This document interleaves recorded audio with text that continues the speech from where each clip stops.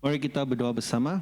Bapa kami di syurga, kami bersyukur pada pagi ini kerana kita dapat berkumpul di tempat ini untuk memuji nama-Mu dan juga menyediakan hati kami untuk mendengar firman-Mu. Kami juga berdoa supaya Tuhan mengutus Roh Kudus-Mu untuk memimpin setiap kami pada pagi ini, supaya firman yang kita akan dengar akan membentuk hati dan juga minda kami pada hari ini. Di dalam nama Yesus kami telah berdoa. Amin. Amen. Selamat pagi semua. Selamat datang ke Christ the King kerana beribadah bersama-sama. Hari ini kita telah sampai ke fasa yang terakhir di dalam buku Malakai, di mana ini juga merupakan satu fasa yang terakhir di dalam perjanjian lama. Dan selepas ini, apa yang berlaku adalah orang Israel, mereka menunggu 400 tahun, kemudian barulah Yesus datang ke dunia. Dan hari ini kita akan melihat bahawa fasa 4 adalah firman Tuhan yang difirmankan kepada orang Israel, di mana untuk mengingatkan mereka apa yang akan berlaku pada masa hadapan dan juga merupakan satu amaran kepada semua orang yang percaya. Dan hari ini kita akan melihat di dalam Malaki fasa 4 ayat 1 hingga 6 apa yang Tuhan ingin sampaikan, apa yang akan berlaku pada masa hadapan dan juga apa yang kita harus buat, sehingga hari itu sampai. Jadi hari ini kita akan melihat bahawa mengenal, satu fakta, satu fakta di dalam firman Tuhan adalah Yesus, Yesus adalah penyelamat kami. Amin. Kita harus ingat bahawa Yesus adalah penyelamat kita. Dan hari ini kita akan belajar di dalam firman Tuhan, siapakah terang, di dalam firman Tuhan. Siapakah terang yang dimaksudkan di dalam Malaki. Kerana kalau kita tidak mengenal siapakah terang dan siapakah Yesus, mungkin kita tidak dapat buat, ataupun menyediakan hati kami untuk menyambut hari terakhir. Kerana setiap kita,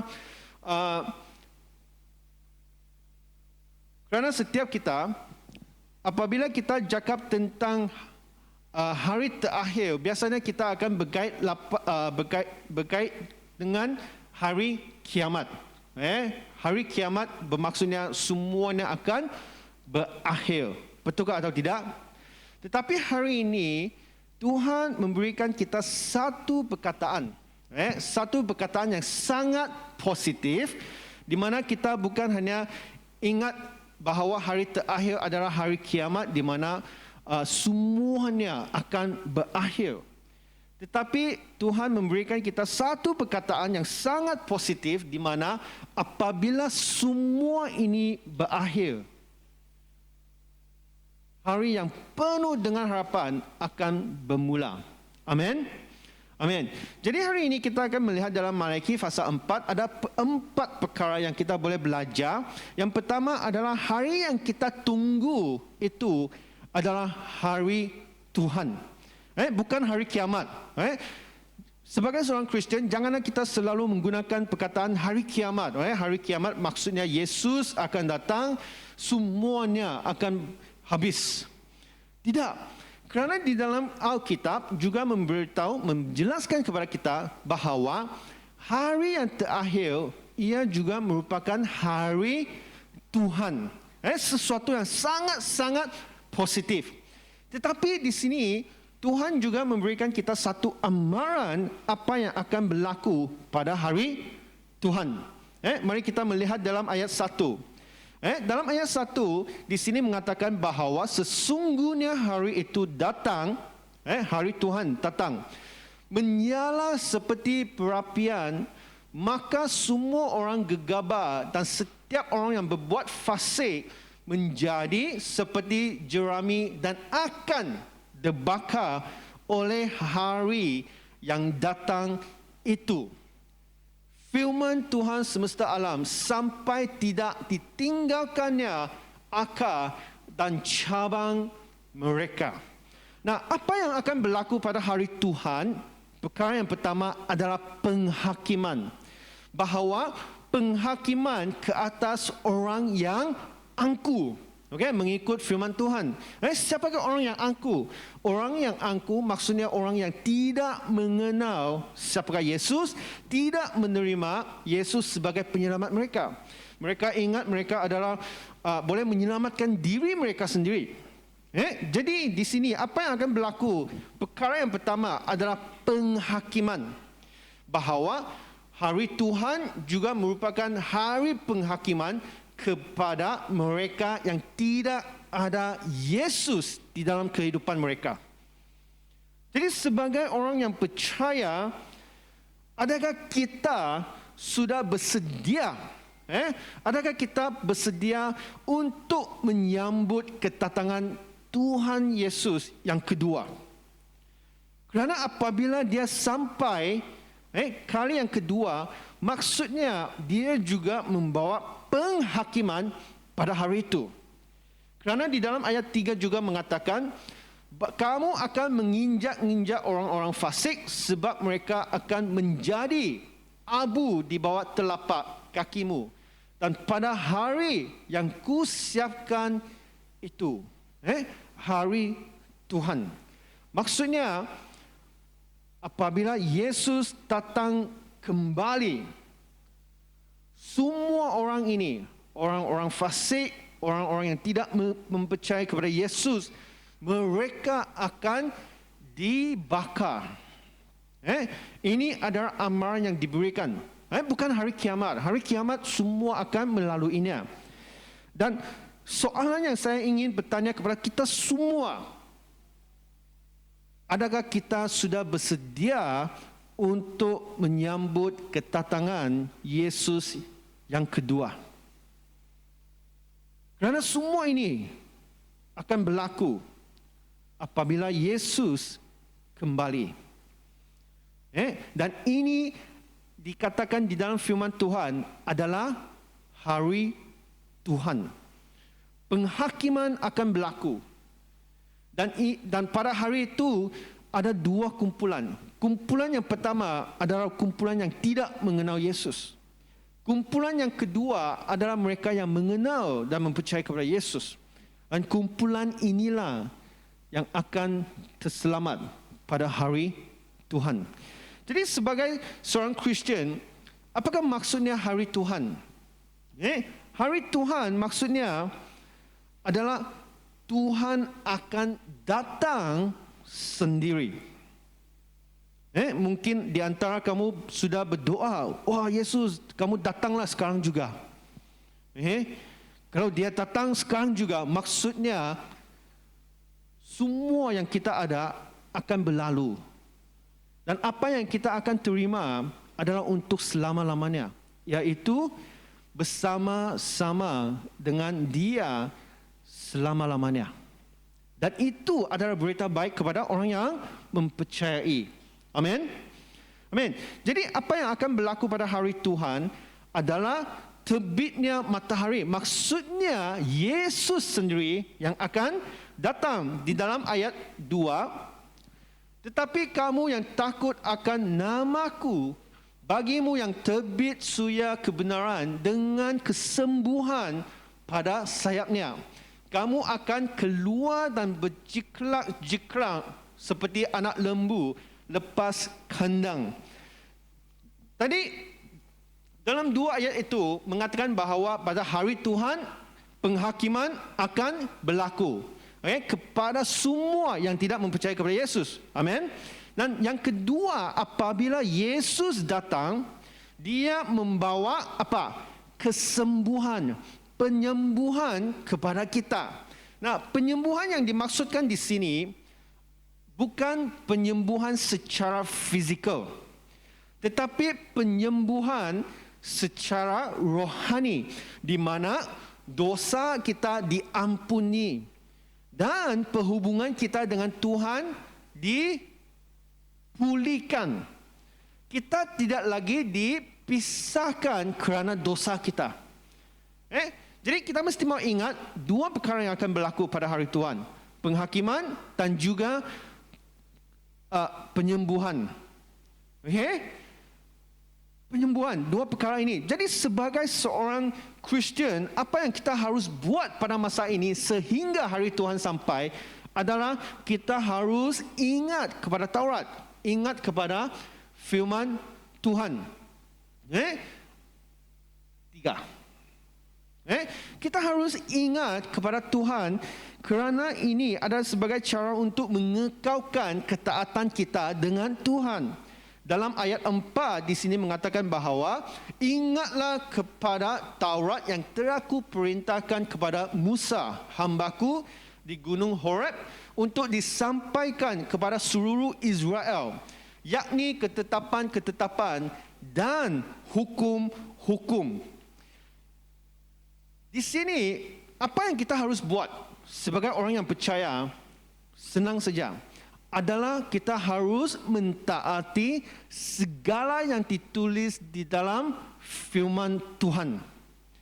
Kerana di sini Tuhan mengingatkan kepada mereka bahawa Taurat yang telah ku perintahkan kepada Musa. Kenapa Musa? Kerana pada masa Musa adalah masa di mana mereka bermula menerima hukum dari Tuhan. Nah, kalau kita berbanding dengan orang Israel, nilai kita terhadap hukum-hukum adalah berbeza dengan orang Israel. Kenapa? Kerana 2 minggu yang lepas saya memberitahu bahawa orang Israel apabila mereka melihat ataupun mempelajari hukum-hukum ataupun Taurat-Taurat ataupun undang-undang di dalam kehidupan mereka, mereka suka sehingga mereka mengikuti setiap perkara yang ditulis di dalam Taurat. Selepas mereka bangun dari tidur, mereka akan ingat apa yang mereka harus buat. Di dalam kehidupan mereka, apa yang mereka buat adalah mengikut kepada Taurat. Kerana mereka suka dengan Taurat, mereka suka dengan hukum-hukum, jadi mereka hidup dengan hukum-hukum. Tetapi ini berbeza dengan kita. Kenapa? Kerana kita orang Malaysia, bukan orang Israel. Kenapa? Kerana kalau kita berbanding dengan orang Israel, kita tidak berapa suka kepada undang-undang. Betul atau tidak? Siapa yang akan kata, oh hari ini saya mau mengikut apa yang undang-undang di Malaysia ini tulis. Saya pastikan saya tidak membuang sampah, pastikan saya tidak melanggar traffic light, pastikan saya akan memastikan bahawa saya akan mengikut semua yang tertulis di dalam hukum undang-undang di Malaysia. Tidak. Minggu lepas saya guna itu traffic light. Kalau kamu nampak merah, berhenti. Hijau, berjalan. Kalau kuning, laju bah. Siapa yang cakap, oh ini kita mau bersedia untuk berhenti. Nah, kalau kita bukan orang Singapura, kalau orang Singapura mereka mematuhi undang-undang. Kita boleh lihat dengan cara mereka melintas jalan raya. Kamu tahu bagaimana orang Singapura mereka melintas jalan raya?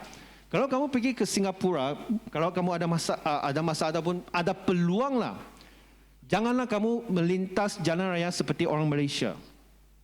Kerana orang Singapura, kalau kamu pergi Singapura, mereka tunggu traffic light tukar hijau. Maksudnya berjalan kaki sudah menjadi hijau, baru mereka jalan.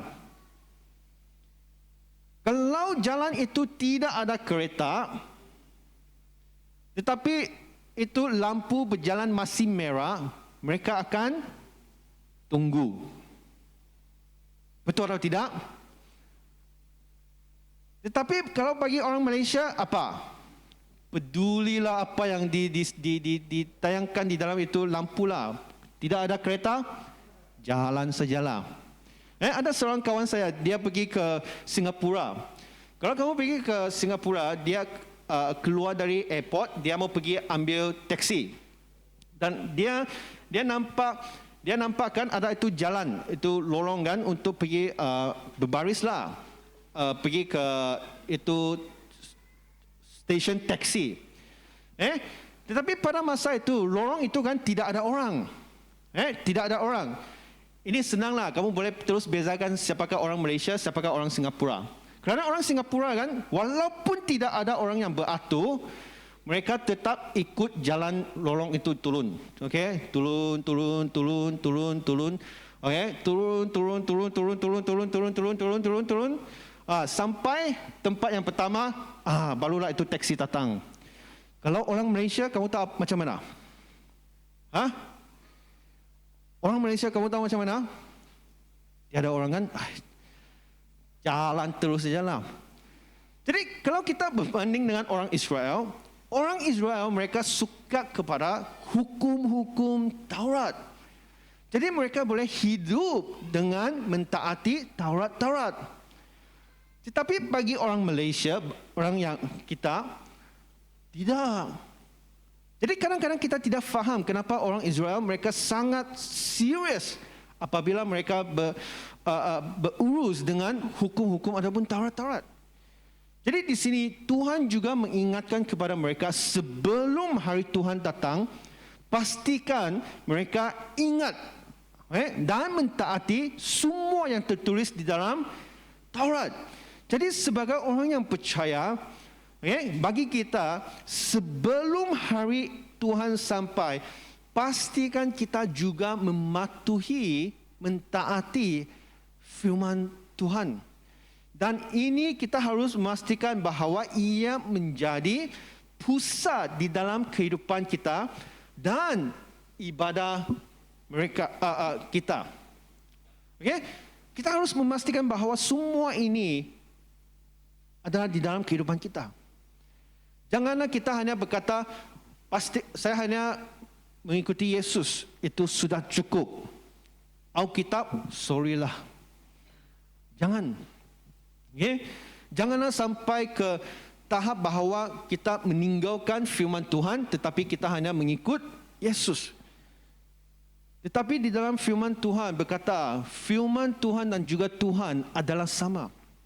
Kalau kamu mau mengikuti Yesus, kamu juga harus mengikuti dan mematuhi firman Tuhan. Jadi sebagai seorang Kristian, sebelum hari itu sampai, apa yang kita harus buat adalah kita harus menatap masa depan dengan harapan bahawa hari itu sampai bukannya hari kiamat, tetapi adalah permulaan yang baru. Amin. Kerana di sini berkata dalam ayat 5, sesungguhnya aku akan mengutus Nabi Elia kepadamu menjelang datangnya hari Tuhan yang besar dan dahsyat itu. Maka ia akan membuat hati bapa-bapa berbalik kepada anak-anaknya dan hati anak-anak kepada bapa-bapanya, supaya jangan aku datang memukul bumi sehingga musnah. Di dalam ayat 5, Tuhan berkata dia akan mengutus Nabi Elia. Kebanyakan orang mereka berfikir bahawa Elia ini adalah pembaptis Yohanes. Tetapi bukan. Kenapa? Kerana Yesus pernah berkata, kedatangannya yang pertama akan menyebabkan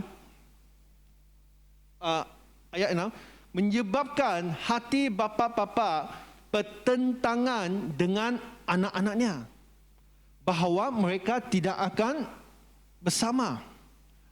Tetapi kedatangan Yesus yang kedua, dia akan memulihkan semua perhubungan di bumi ini, bahawa hati bapa-bapa berbalik kepada anak-anaknya dan hati anak-anak kepada bapaknya.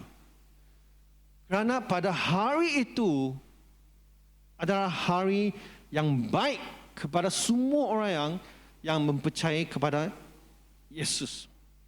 Amin.